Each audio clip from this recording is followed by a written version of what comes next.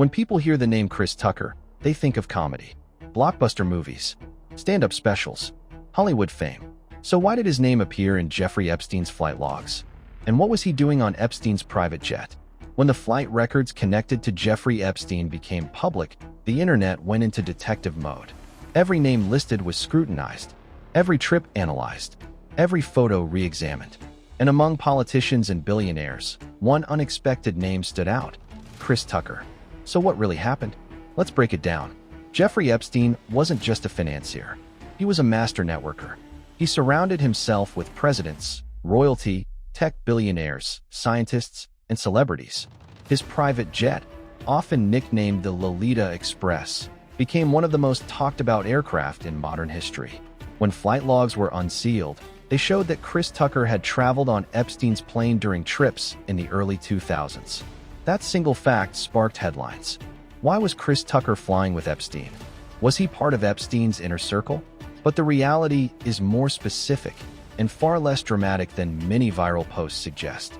Reports indicate that Chris Tucker flew on Epstein's jet during humanitarian trips to Africa. These trips reportedly involved public figures, including former President Bill Clinton, and were linked to charitable or diplomatic efforts. At the time, Epstein was still moving openly within elite circles. His 2008 conviction had not yet happened during some of these earlier flights. And like many powerful individuals, he positioned himself as a connector, someone who could facilitate high-level travel and introductions.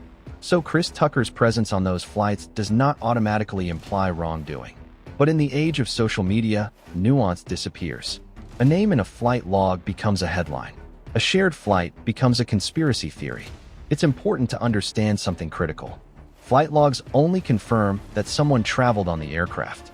They do not explain the context of the trip. They do not prove knowledge of crimes. They do not imply participation in illegal activity. In Chris Tucker's case, there have been no charges, no allegations tied directly to him regarding Epstein's criminal activities. But once a name appears in the Epstein narrative, it rarely leaves the internet. So why do these connections generate so much attention? Because Epstein's network was designed to be powerful. He built credibility by surrounding himself with respected and famous figures. Actors, scientists, politicians. Association created legitimacy.